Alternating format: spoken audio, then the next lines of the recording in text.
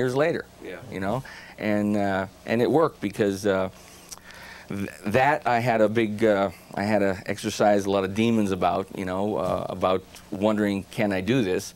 And that's got to be tough. I mean, you walk away from something, and you know, I mean, even look at baseball players or sports folks. You know, they come back and they wonder, can I still do what I did 10 years ago? And then that applies, you know, to writing, creative, you know. Well, you know, those baseball players, if they've stopped working out and stopped swinging the bat or feeling balls, that's one thing. I mean, we kept active in the music, you know, regardless of what type it was.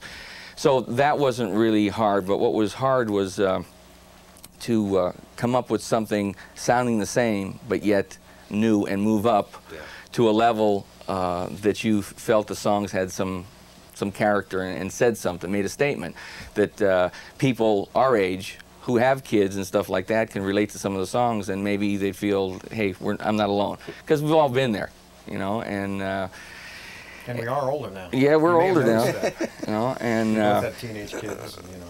In fact, your son's now playing with you. He's the drummer. In fact, as I said, that we did a roadside attraction in 1980 for VIA, and at the end of the show, we brought the studio audience up, and he was in the audience dancing the whole time. Yeah, about a year and a half. And when they ran the credits across my chest, there was my son. He was trying to sing into the microphone. Now, who would have thought that 12, you know, years later, not 12 years later, many years later, he's going to be 20 years old already, but that he would not only be a musician, but the Dakota would come back and do more music, and he would be the drummer. Let's get a little piece of business out of the way so that my phone doesn't ring tomorrow morning. How do someone out there wants to get it? What should they do? What can they do? Well, the record was only released on a label called Escape Music out of Manchester, England. Okay. And we got another side deal on a label called Avex Bare Knuckle out of Japan. So there's actually two different companies, and the CDs are almost identical, but the Japanese, who feel, I guess, that they're a little more high-tech than everybody else, they had to reshoot the cover and everything and put their own graphics on it and their own label and everything.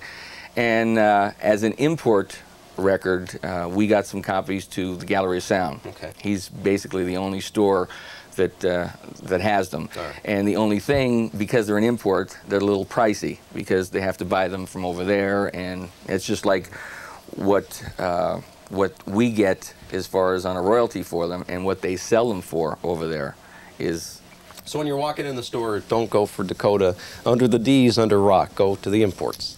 Yeah, go to the imports, or else the best thing to do is ask at the desk. Yeah. You know, but it's the Dakota Last Standing Man, and Joe Nardone also has the Mr. Lucky CDs, which are the Lost Tracks repackaged.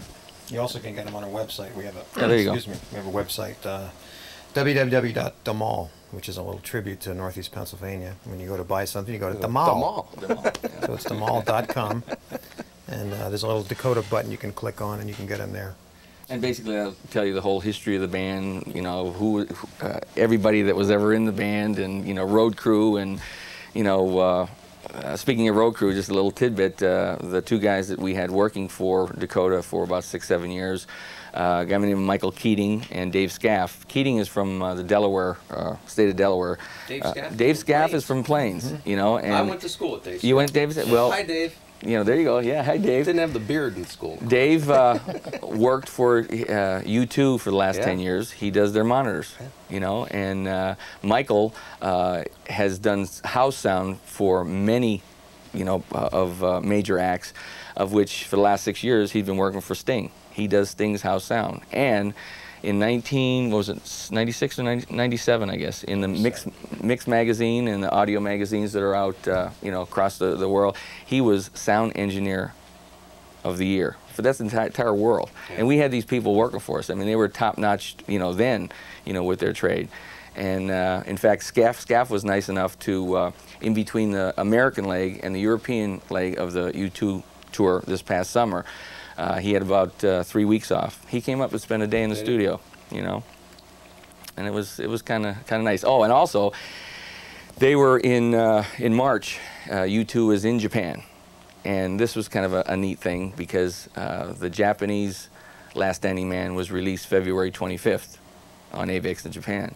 And Scaff happened to be there in March and purchased The Last Standing Man in one of the stores in Tokyo, which was kind of neat because it was a tie to his past, and there we are again. We won't go away. You have to work now, I guess, to find a label here in the States, right? Is that what you're trying to do? Which it's not an easy task because we all know what type of music is selling in the States now, and obviously this is classic rock. Yeah.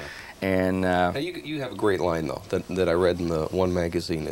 It's all about politics, timing, and I think there was a third. Well, you have to be good.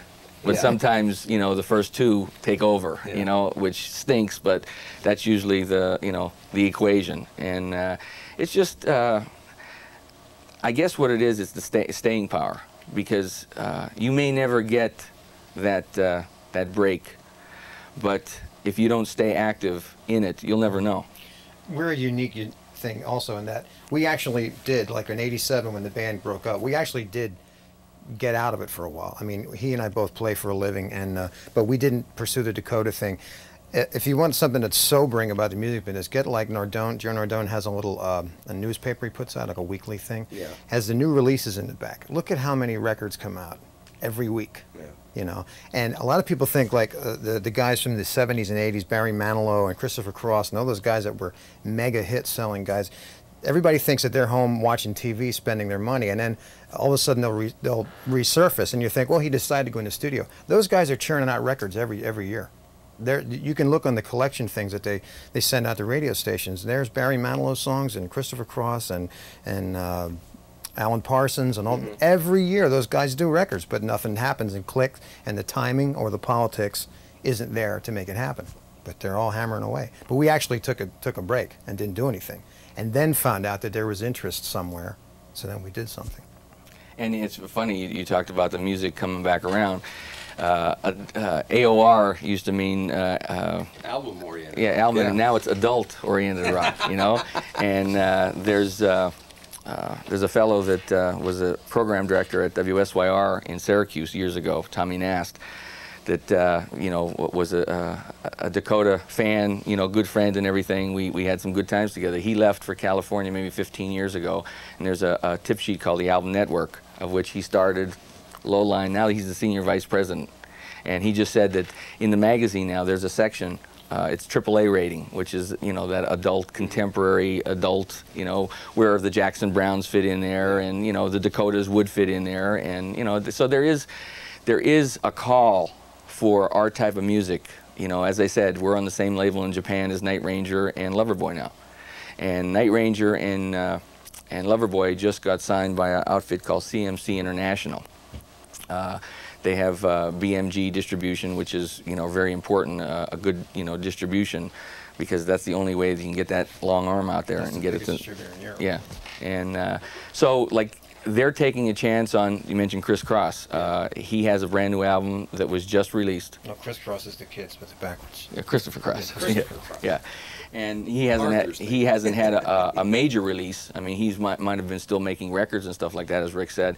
But I mean, this label signed him. Fix was another band. The Fix was on MCA when Dakota had the Runaway album in 1984. They were one of our main, you know, competition. Them, Night Ranger, and Glenn Frey from the Eagles had his first solo album, what was it called? The All Nighter.